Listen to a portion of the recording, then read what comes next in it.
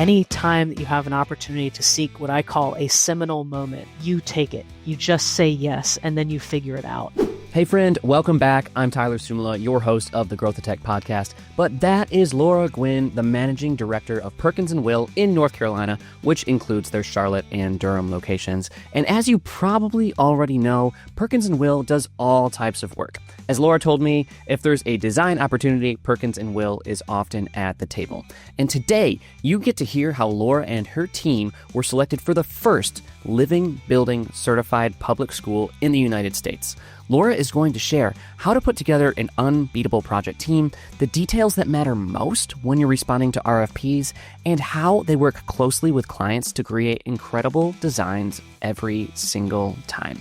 In my opinion, Laura is a once-in-a-generation leader, and this conversation is packed with actionable advice right to the very end. And before we get started, a quick shout out to The Studio, my private membership for growth-minded architecture firm owners and leaders. Inside The Studio, you'll access proven strategies, resources, and an unmatched community of peers to help you attract and win high-quality clients consistently. If that sounds like you, apply to join at growthatech.com/studio. That is growthatech.com/studio. And now here is the show. Well, Laura, I am so excited that you're here. I really appreciate you joining specifically to talk about this great project. What you've described as the first, you think is the first, right? The first Living Building Certified public school. Yes, it's pretty incredible, actually, to say that out loud. Tyler, for you and for me, it's pretty remarkable to be involved and associated with this, seminal project here. Yeah, that's amazing. Can you introduce us a little bit to the project, where it's at, and why it was important for the clients in the beginning for it to be Living Building Certified? Yeah, absolutely. So this project happens to be one of the hallmark projects and visions of the superintendent in Henrico County Public Schools. And Superintendent Cashwell had a vision. And what I can share is that she went to visit another precedent project, actually the only other living building certified in the state of Virginia, and that's the Brock Center. And she went to tour that building and thought, we have a curriculum. We have students who are interested in careers in sustainability, in the environmental studies, and careers that we can't even begin to articulate what those are going to be in the future.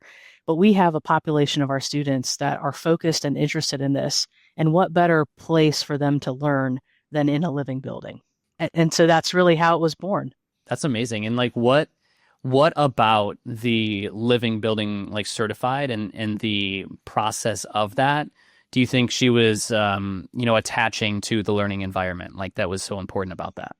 As much as it is designing the architecture where students might learn in a traditional classroom, it was more about what they would learn outside of the classroom, out in nature and surrounded in this amazing, incredible, historic-filled site with access to nature, trees, wetlands, a lake. All of these features on the site are incredible assets for students to learn.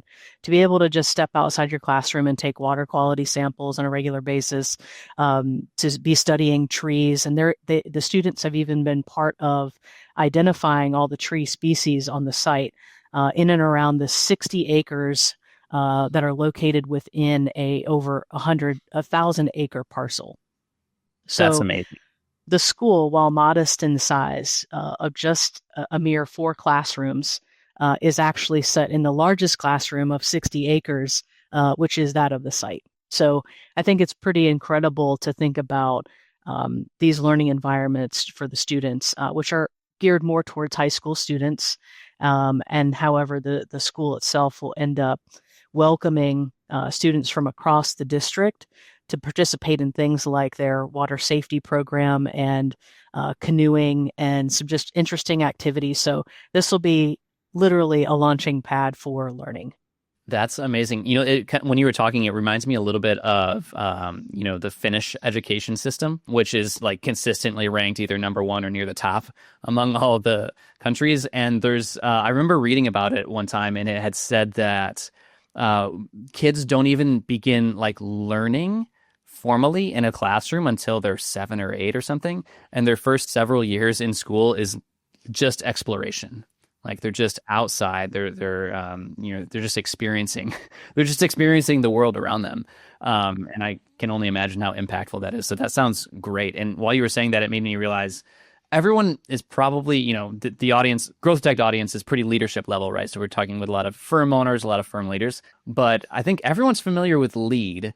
I'm not so sure that everyone's familiar with Living Building Certified. So maybe we should start there and talk a little bit about like Sure. what does that mean? What's included in that? Well, what's incredible to connect the Perkins and Will story with the Living Building certification program is that our Chief Sustainability Officer, Jason McLennan, was the founder of the Living Building Challenge, and he formed this certification about 2 decades ago. And while he's joined our firm in a kind of force to be reckoned with, he's been partnering with leaders like myself across the firm in pursuit of these most sustainable, most resilient, and what we describe as regenerative architecture. And what's really incredible is that Jason's been, continuing to share a lot of his learnings. A lot of his foundations for this program were really founded upon there might be a different way to build than what we've been used to building like. And so, he shares a lot of stories about that, and he's a wonderful person to get to know. He's just he as he meets you, you become friends nearly instantly. And he's just been a wonderful asset for me to be able to uncover and unlock a new part of my practice that I hadn't even ever imagined. So Jason's truly a global and industry leader when it comes to regenerative architecture. And the Living Building Challenge is under the ILFI organization, the International Living Futures Institute. And they are the ones that help to oversee, similar to what a LEED program is with USGBC. It's a similar kind of arrangement there, but they help to find and connect and give you feedback about the strategies that you might be considering for your project. And they've been remarkably supportive on this project as well, and very excited about it as well. That's awesome. It sounds markedly different than the LEED process. Yeah. if, Yeah. if I'm understanding, what you're saying there. Yeah, in terms of a certification for the project, you go through different petals. You can think about them as different lenses to look through the project. And you do have to, similar to LEED, when they have categories, meet certain criteria. And there are several imperatives that you need to meet. And then there are different ways to really accomplish the remaining aspirations for the project. So you could be certified in just one petal, or you can receive a living building certification across all petals and truly have your entire site and building designated to that highest level and highest standard of design. Very cool. And it's crazy that if this was kind of first started, or this concept first began 2 decades ago, that now 2 decades later is when we're finally getting around to implementing it into public schools. Feels like it should have happened sooner, but I'm glad that you all are leading the way in making it happen. Perhaps. And no, that's an important point, Tyler, too, to make. Just connecting how Perkins and Will and us being involved in this project really speaks back and harkens to the history of our firm. And, we just rolled out a series just to share a little bit of the stories about the very first project of our firm, which happened to be an elementary school called Crow Island School in Illinois. And that was, again, a shifting project, an industry ripple that happened almost 90 years ago. And here we are today thinking, what else is new? How can Perkins and Will continue to lead on the education front? And this is one of the ways in which we're leading. And I'm just blessed to be a part of it. Yeah, that's awesome. Well, let's talk about how you lead, how you win, right? So the RFQ process itself, what did you learn? Kind of what did you gather from that process? What was that selection process like? And then, whenever Perkins and Will is going against a project, it's always the best of the best, right? So, who were you up against, and what made it tough for you all to win? So I may not know all of the teams that were submitting.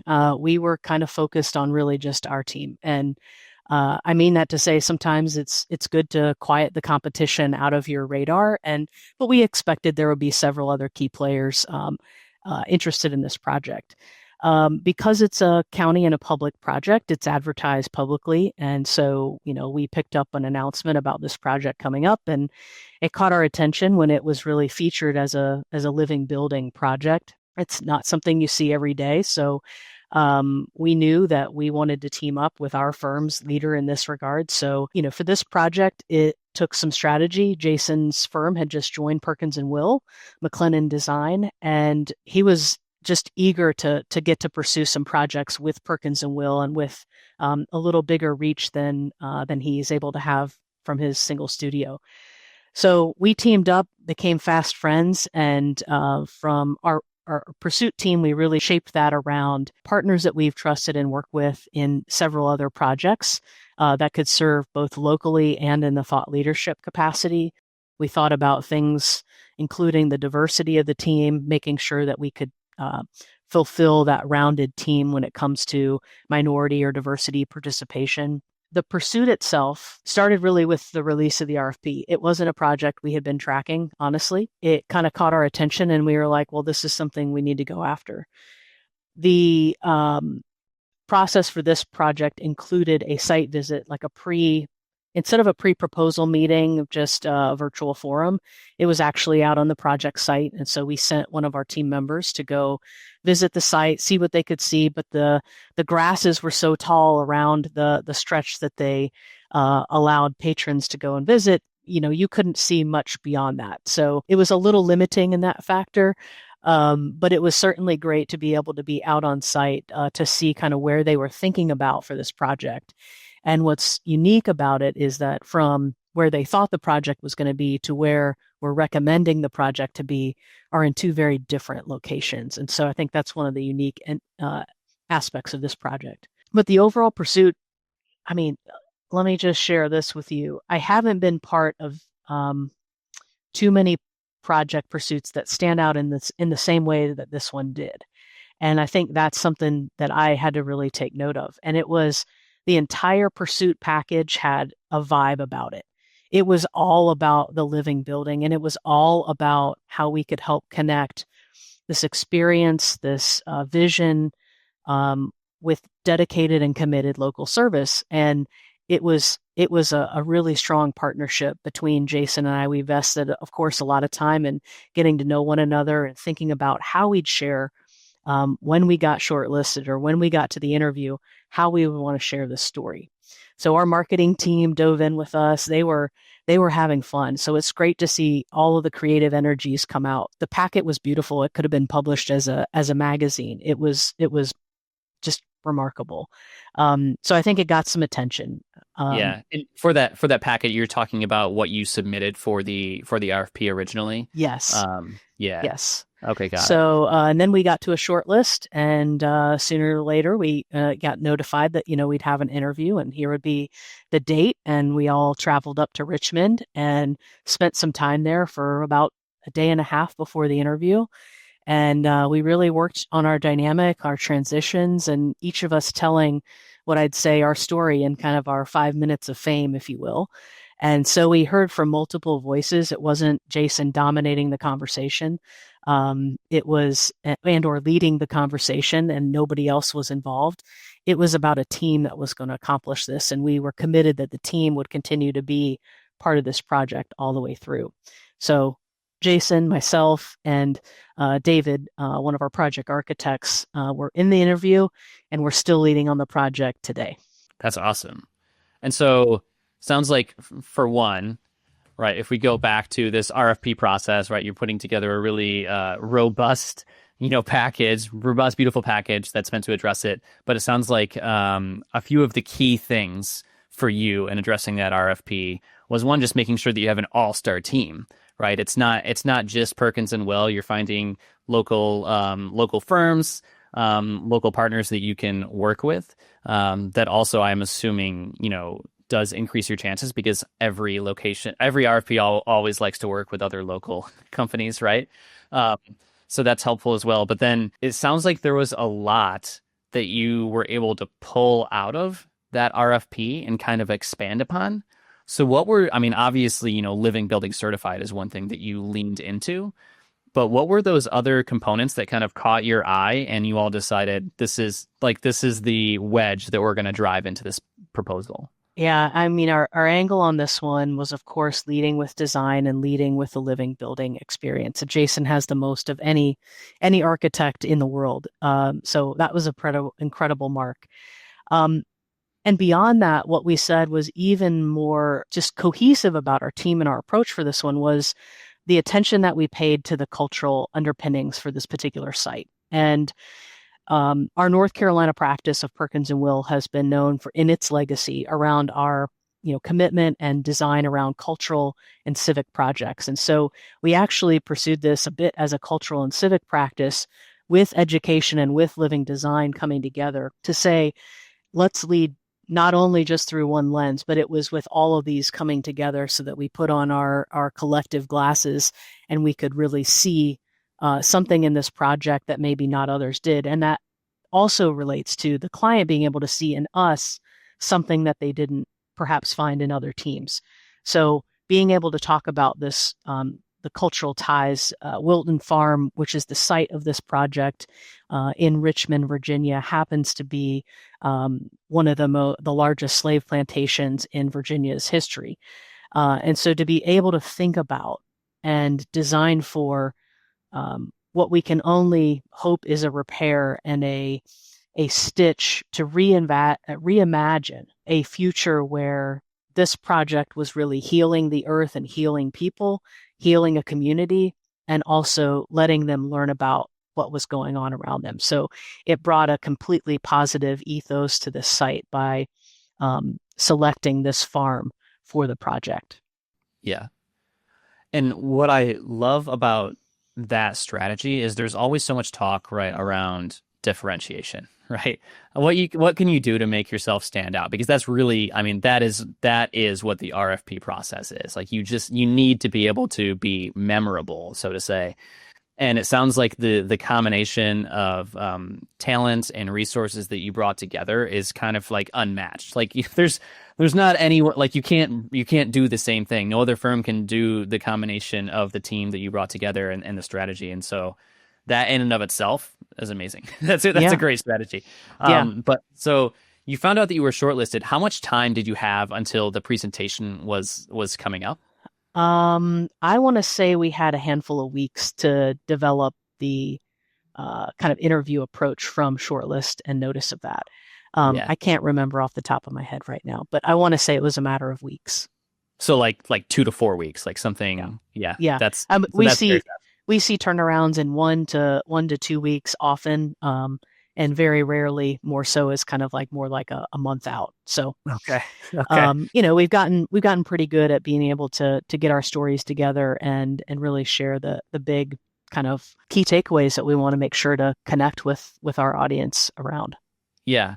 So let's talk about this because when you told me about this originally, this is what I got most excited about.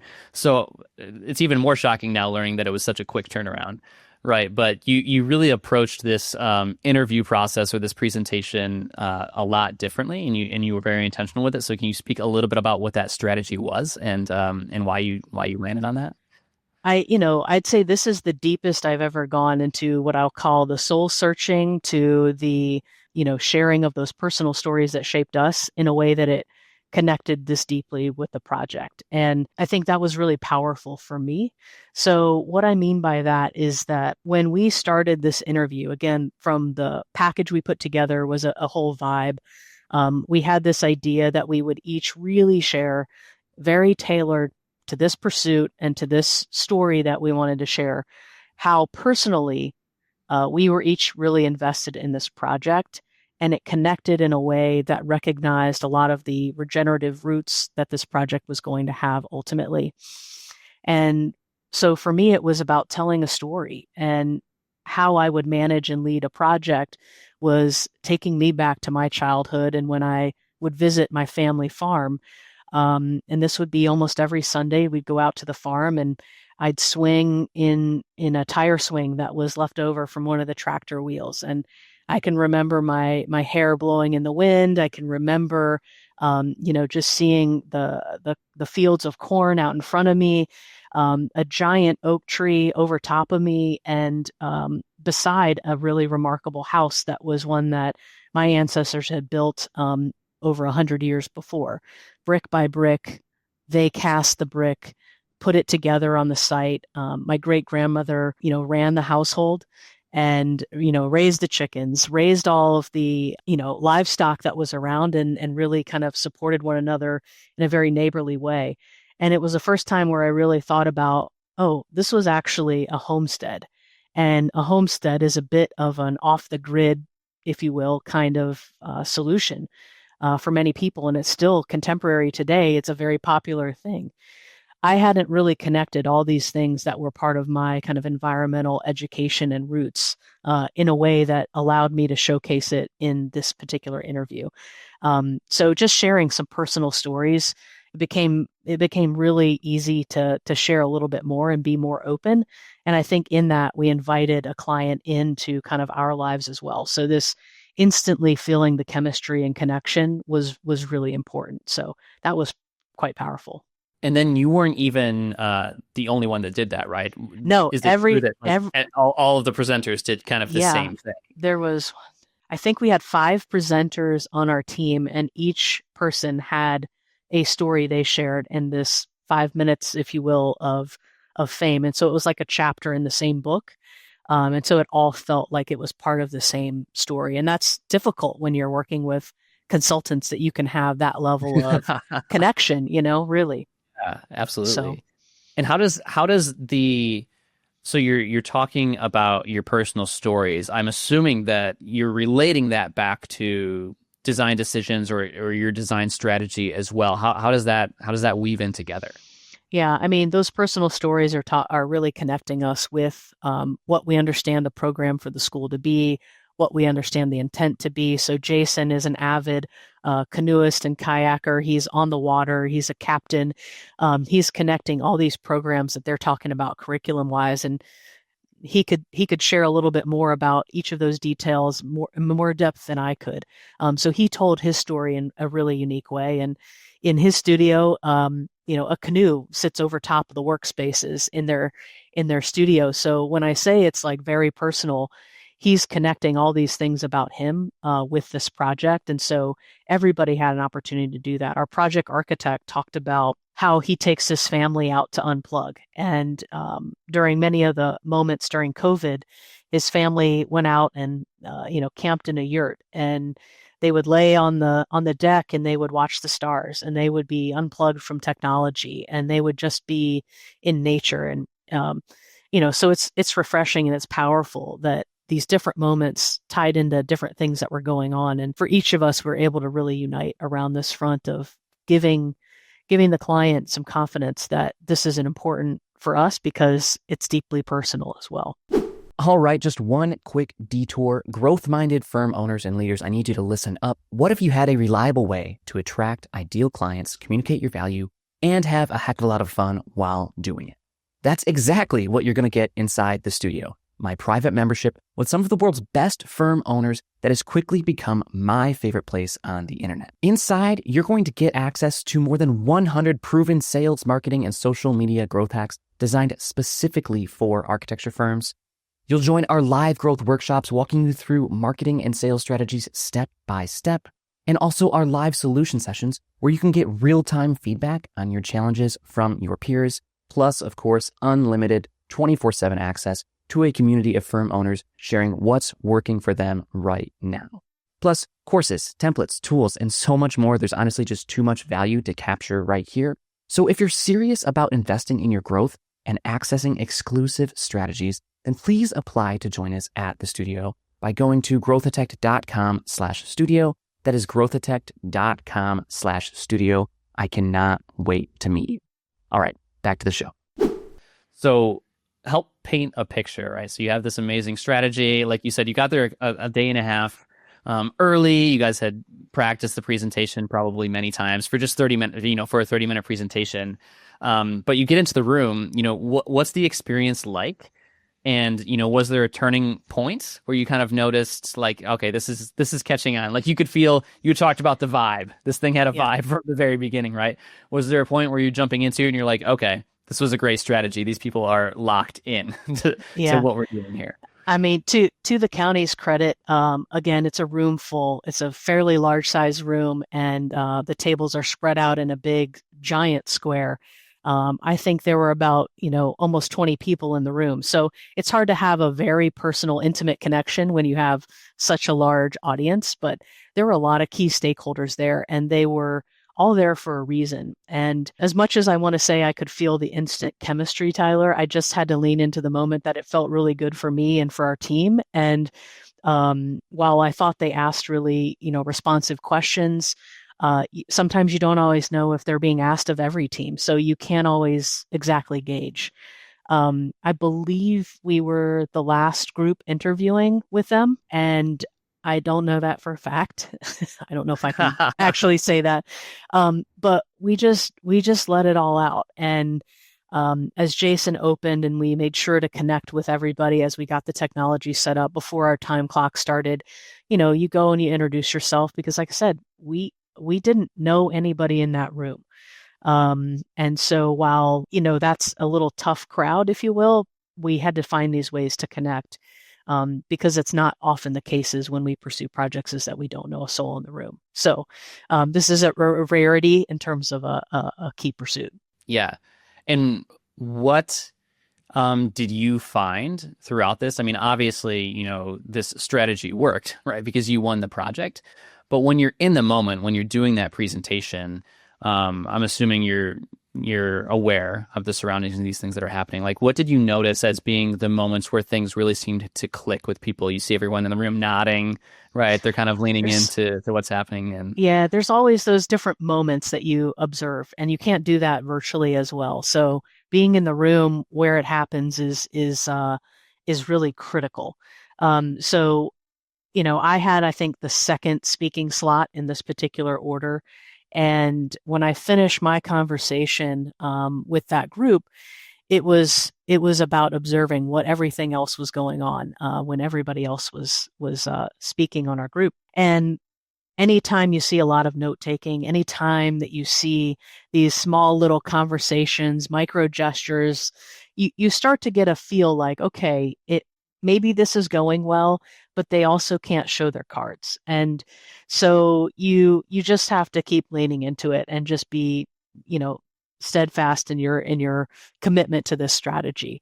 As we conclude, of course, we go to thank, every member on the team and have some handshakes, and you pick up on cues. So and so's wearing a particular team shirt, and you're, commenting about that if there's something in common that you can just quickly pick up on. So having some things like that has helped, always kind of ease that tension that might happen after or during an interview. So that's one of the things that I just love to do is connect with the people before and after, and sometimes the dynamic's different.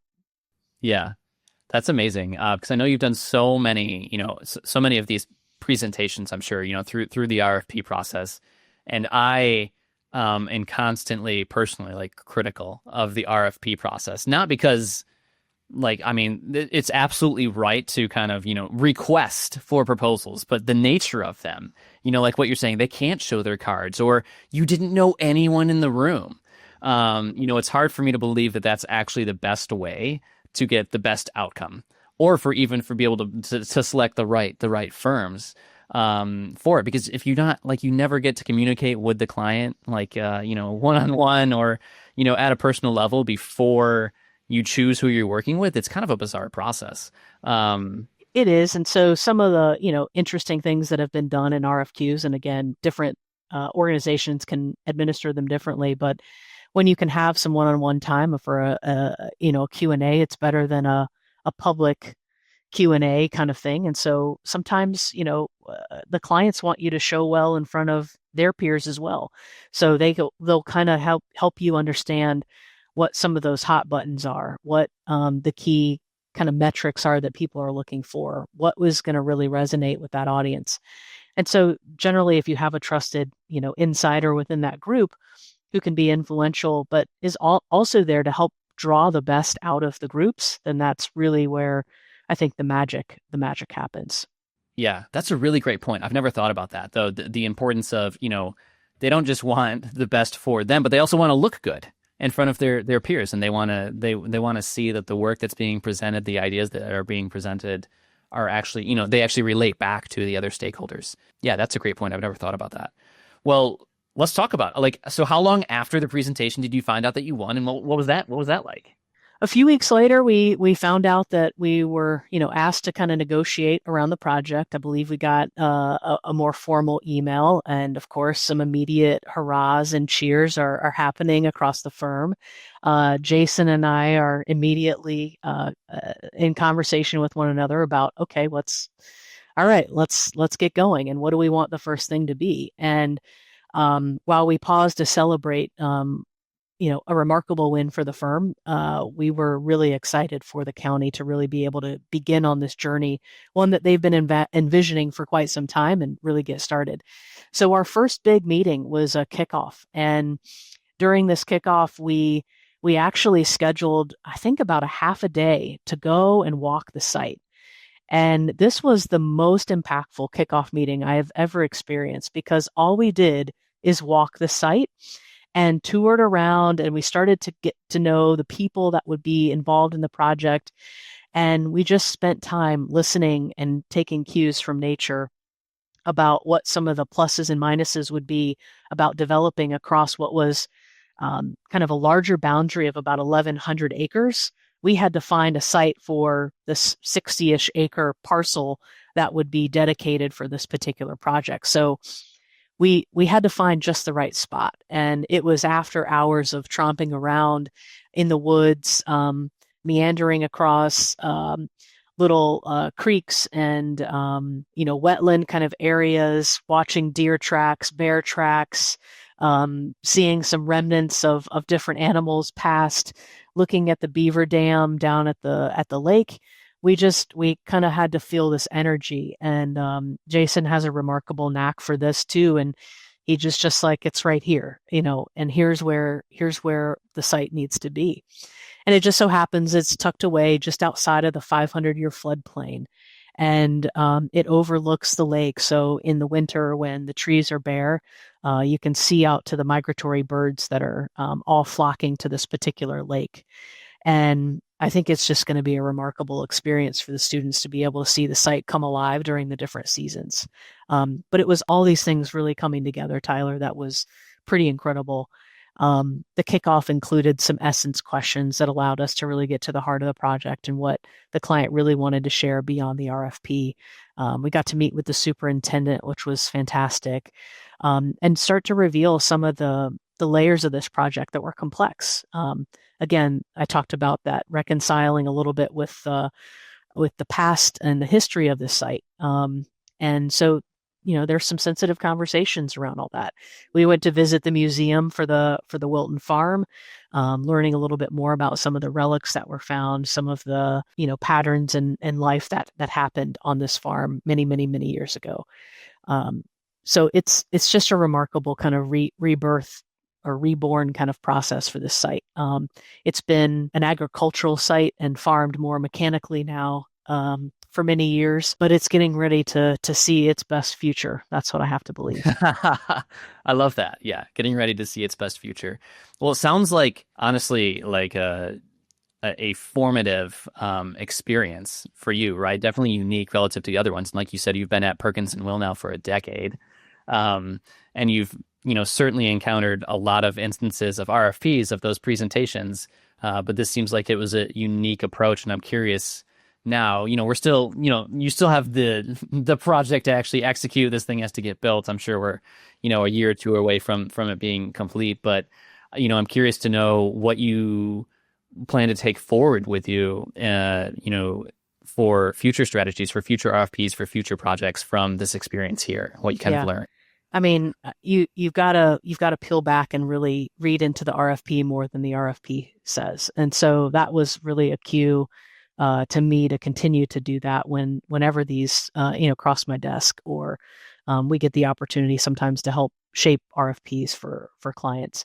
This one, that connection, I wish I could be a fly on the wall to see what other teams did sometimes in these. It's like, what really won this time? But, Yeah. again, like I said, you sometimes have to quiet that competition around you and really just focus on your team strategy.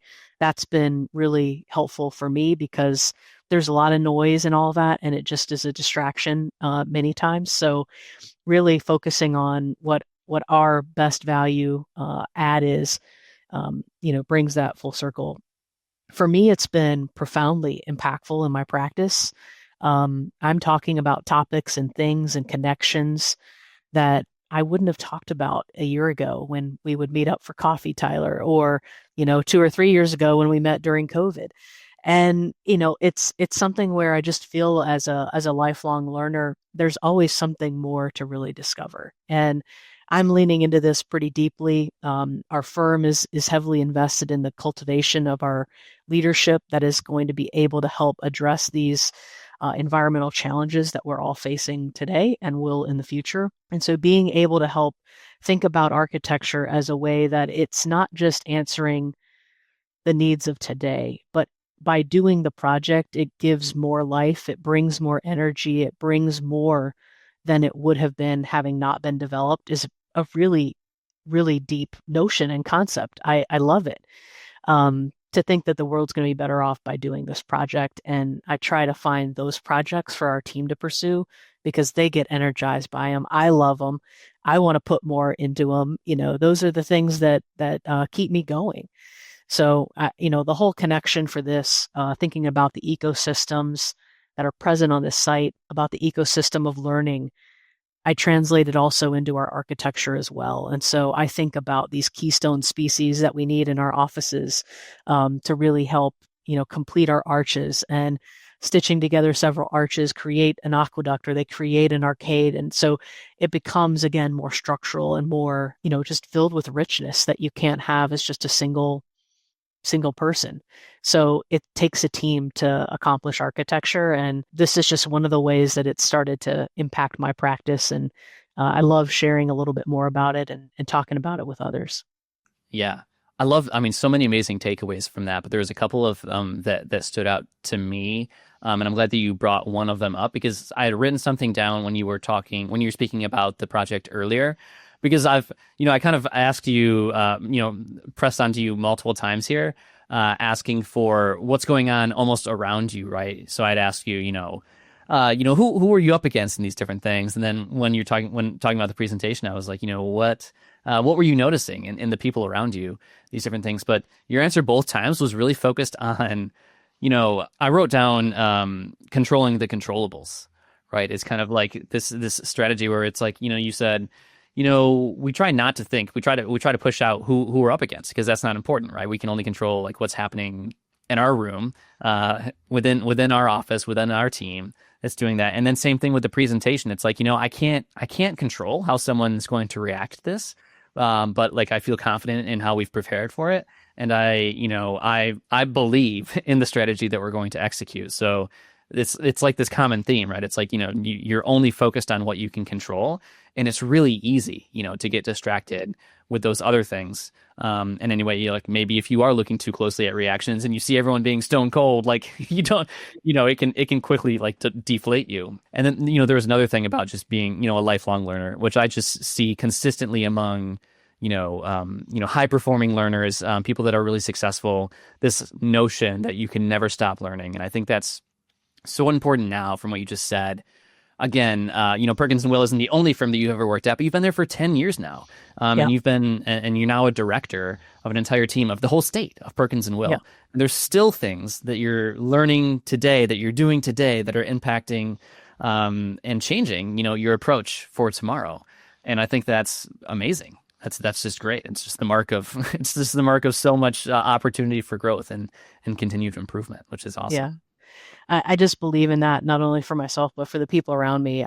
I'm here to help really create leaders. So whether I tie it back to my, childhood roots in athletics, and so I'm very much able to be in the mode, in the zone.